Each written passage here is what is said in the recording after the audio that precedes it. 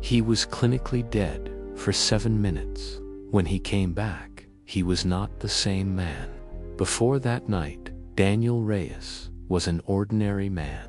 He worked as a night shift mechanic in a small town along the river, spending most of his days repairing engines and most of his evenings alone.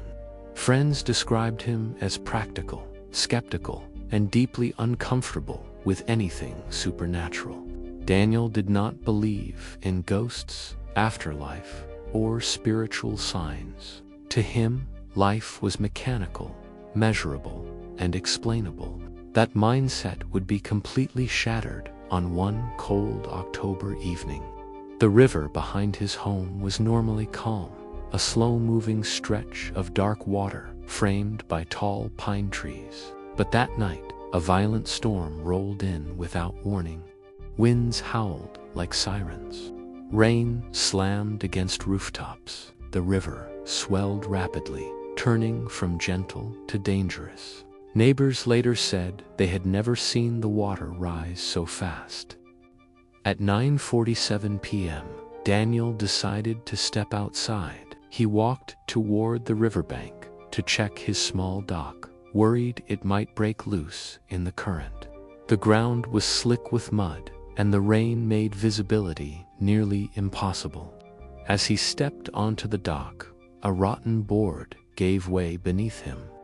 In an instant, Daniel lost his footing and plunged into the raging water. The current grabbed him like a living force, pulling him under before he could even scream.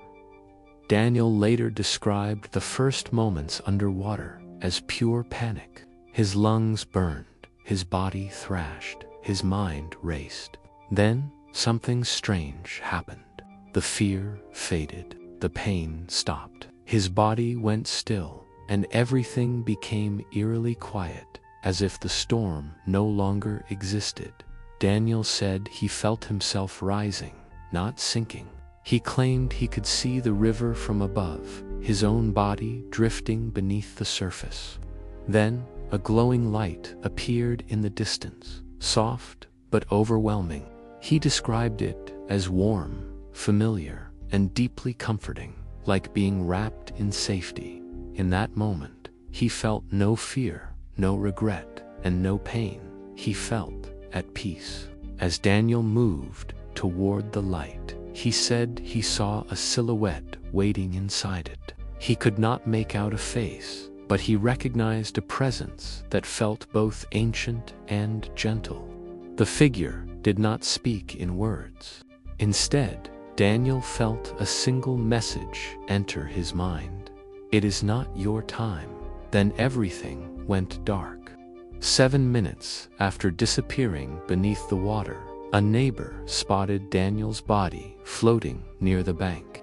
Emergency responders pulled him out, pale and lifeless. For several agonizing minutes, they performed CPR. Then, against all odds, Daniel gasped. He was alive. Doctors later confirmed that Daniel had been clinically dead. His heart had stopped. His brain had been without oxygen. By medical standards, he should not have survived. Yet Daniel walked out of the hospital 2 days later, shaken but unharmed. The man who returned was not the same one who fell into the river. Daniel became quieter, more reflective, and strangely calm. He stopped working night shifts. He began volunteering at a local shelter. When asked about the light, he refused to call it heaven. Instead, he said simply, "It felt like home." Some doctors argue that Daniel's experience was the result of a brain under extreme stress. Others believe near-death experiences reveal something deeper about human consciousness. Similar stories have been reported worldwide: bright lights, peace, and a sense of being guided. Whether scientific or spiritual, Daniel's story remains impossible to fully explain. If death truly waits on the other side, Daniel believes it is not something to fear, but something to meet when the time finally comes.